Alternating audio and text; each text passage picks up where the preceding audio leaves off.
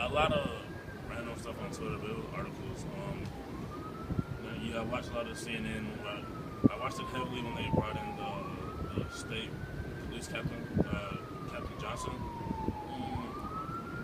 One of my issues with the media was not even the media itself, but the way that the police kind of tried to control the media. That they tried to filter the media and the stories they could get out. Al Jazeera is like one of the most unbiased news sources around the world, and Al Jazeera had set up, and when they went to, while their equipment was charging, they like tear gas all the stuff and put all their lights down, basically stopping them from getting a story. So to me, that's when I knew that the situation was really ugly, when the police started to like hide from the media.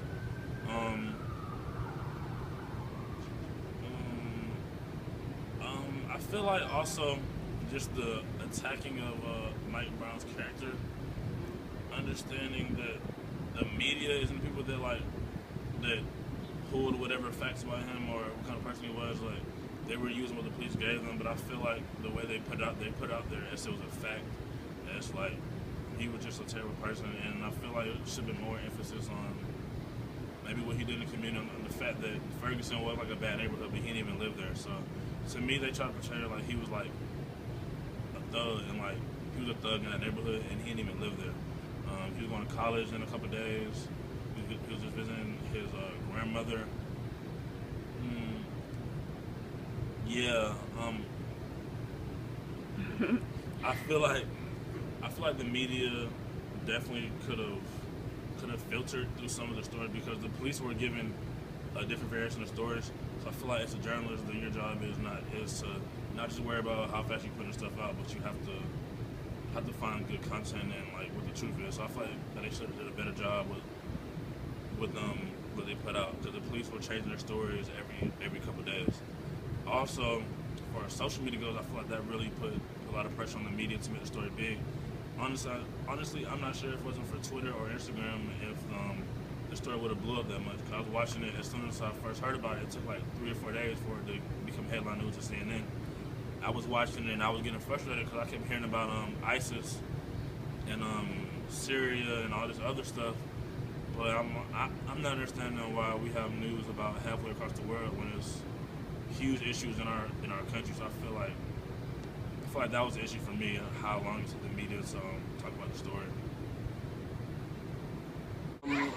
I don't think they're doing a very good job concerning news updates with whatever's going on, but it's not really surprising because this is a cycle that the media and the government goes through. I mean, Ferguson is in the first situation where a black has been killed by police, officer enforcement, whatever. I mean, I don't really think protests and all that stuff is what's going to lead to change. I feel like getting enough competent black intellectuals in office who actually want to see a change happen is what's going to actually do the trick. I mean, we protested for Troy Davis and he still died, and months later, no one cared. Stop Coney, all this stuff, like, we need to find new ways to have, I don't know the word for it. I feel like there just needs to be another method for us to show that we've had enough with what's going on, rather than protests or social media, petitions, or whatever. I feel like we can be doing more, but I just don't know what more is yet.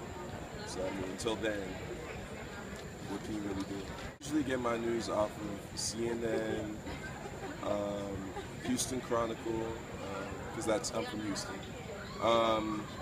Really any news app that's credible. Washington Post, of course. Those are really my main 3 sources I go to for information. I'd like them just to state what's going on, not to have any hidden agenda or kind of trying to influence you to think some type of way of what's going on. Just present the evidence, what you see, let the audience come like with a decision what's going on, rather than you alluding to a fact like, oh, he may have been of the media. I think it's all distorted. Republican and Democrat, both news. I believe I've already talked to people who were actually in Ferguson doing real organizing, and they've been showing on the media the same riots that have happened that first day, and they've been saying, so the actual wars that's been going on out there, they're unwarranted. Nobody's out there looting right now. Nobody's out there stealing. So those third and fourth days of tear gas, of concussion grenades, they were all unwarranted. These were all peaceful protests, and this is for people who are actually on the ground. Initial protests should be disruptive. It should cause some type of disruption. But I think peaceful is anything that does not cause harm or physical harm. I think a protest should have some type of implications, but they shouldn't have enough implications where people should be hurt. So that's what I guess. Well, it's all public perception. I mean, they want justified for the injustice they're doing. And currently we're just seeing more and more injustice. I mean, it's 2014 and it looks like the civil rights movement all over again. And then we talk about we're in a post-racial society when we have these same things going on and over again. It's cyclical, you know. So what do we do to stop this? I think protesting is one way to create awareness, but we have to hit them economically. I mean, these type of things, they won't mean anything. You know, it'll just, like the protests are starting to die down. You can't let it die. I mean, that's how they get away with it, and they can do it over and over again because they know one day it'll be over.